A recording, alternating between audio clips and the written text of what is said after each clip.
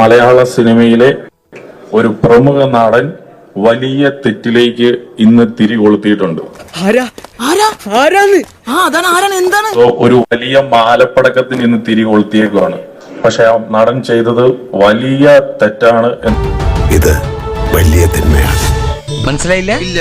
ഞാനൊരു ക്ലൂ തരാം. അതൊരു മലയാള സിനിമയിലെ മുൻനിര നടനെ ഉദ്ദേശിച്ചുകൊണ്ട് തന്നെയാണ്. പതിറ്റാണ്ടായിപ്പോൾ മലയാള സിനിമയിൽ നിറഞ്ഞു നടൻ അല്പം ക്ഷീണിച്ചു നിൽക്കുകയാണിപ്പോൾ. എവിടെ പോണു? തൊണ്ട വെള്ളം കുടിക്കണം. കണ്ടിട്ട് പോയാ മതി. വെള്ളം കുടിക്കണം. ഇത് കണ്ടിട്ട് കുടിച്ചാൽ മതി. ഇവൻ ആരും അറിയണ്ടേ? അയാൾ എന്താണ് പശ്ചാത്തലം എന്ന് പറഞ്ഞാൽ ലിസ്റ്റിൻ തന്നെ പ്രൊഡ്യൂസ് ചെയ്യുന്ന ഒരു ചിത്രം. അതിൽ ഈ നടൻ എന്തായാലും അഭിനയിക്കുന്നുണ്ട്.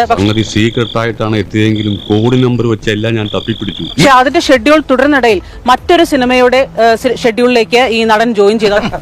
മനസ്സിലാക്കി തരാം. ലിസ്റ്റിൻ സ്റ്റീഫൻ നിർമ്മിക്കുന്ന ബേബി ഗേൾ എന്ന സിനിമയിൽ നിവിൻ പോളി നായകനായി ജോയിൻ ചെയ്തിരിക്കുകയാണ്. സിനിമയുടെ ഷൂട്ട് ആരംഭിച്ചിട്ടുണ്ട്. നീയാണോ? അതെ, ഞാനാണ്. ഇപ്പോഴും മനസ്സിലായില്ല?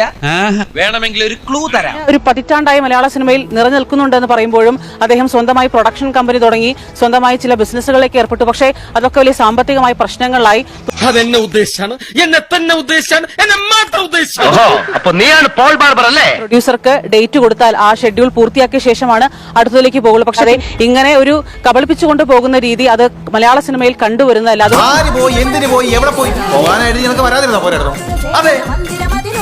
അത് എന്റേതായ സ്ഥാനമുണ്ടാക്കാൻ വേണ്ടി ഞാൻ എടുക്കുന്ന സ്ട്രെസ്സിനിടയിൽ ചിലപ്പോൾ ഞാൻ 3-4 കൂടുതൽ കഴിച്ചത് വരും.